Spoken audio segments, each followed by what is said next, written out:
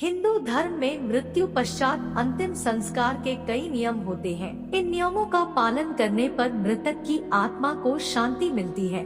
गरुड़ पुराण में भी इस बात का जिक्र किया गया है। परिजन के मृत्यु पश्चात नियमों का पालन करने से जीवात्मा को शांति मिलती है और उसे स्वर्ग में स्थान प्राप्त होता है। मृत्यु जीवन का अंतिम और अटल सत्य है, जिसे कोई टाल नहीं सकता है। जिसने जन्म लिया है उसकी मृत्यु अटल है और मृत्यु के बाद उसका पुनः जन्म भी निश्चित है। इस कथन को श्री कृष्ण द्वारा गीता में कहा गया है। श्री कृष्ण के अनुसार जीवन और मृत्यु एक चक्र के समान है, जिससे हर व्यक्ति को गुजरना पड़ता है। गीता के अनुसार मृत्यु के बाद जीवन का नया आरंभ होता है। इसलिए परिजन की मृत्यु पश्चात अंतिम संस्कार के नियम का पालन किया जाता है, जिससे जीवात्मा को मरणोपरांत स्वर्ग और अगले जन्म में उत्तम शरीर की प्राप्ति हो। हिंदू धर्म में जन्म से लेकर मृत्यु तक कुल 16 संस्कार होते हैं। इनमें मृत्यु आखिरी यानी 16वां संस्कार होता है। मृत्यु संस्कार में मृतक की अंतिम विदाई,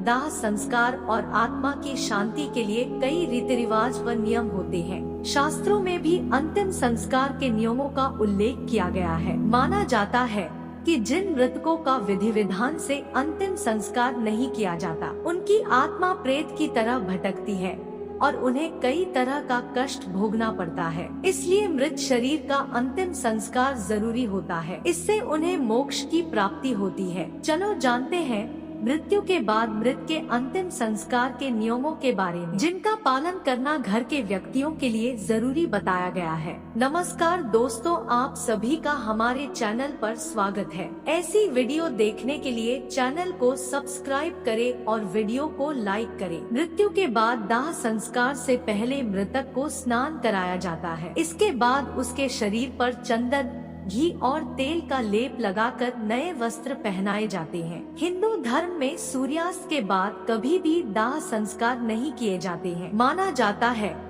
कि जिस व्यक्ति का अंतिम संस्कार सूर्यास्त के बाद होता है, उसकी आत्मा परलोक में भटकती है। जो व्यक्ति शव को अग्नि देता है, इसे छेद किए हुए मटके में पानी भरकर शव की परिक्रमा करनी होती है और इसके बाद मटका फोड़ दिया जाता है। ऐसा करने से मृतक के साथ उसका मोह खत्म होता है। अंतिम संस्कार के समय मृत व्यक्ति के पुरुष परिजन मुंडन कराते हैं।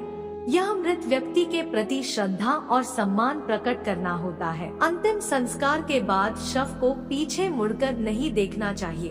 अंतिम संस्कार के बाद घर लौटने पर सभी व्यक्तियों को दांतों से नीम को चबाकर फेंकना चाहिए। फिर लोहा, अग्नि, जल और पत्थर का स्पर्श करने के बाद ही घर के भीतर प्रवेश करना चाहिए। मृतक व्यक्ति के नाम से घर के बाहर एक दीप संध्या के समय कम से कम 11 दिनों तक जरूर जलाना चाहिए। दाह संस्कार के बाद 12वें या 13वें दिन मृत्यु भोज कराया जाता है। दरअसल मृत्यु के बाद मृतक के घर पर बाहरी लोग नहीं आते, लेकिन मृत्यु भोज के बाद सामान्य रूप में बाहरी लोगों का आना जाना पुनः प्रारंभ हो जाता है।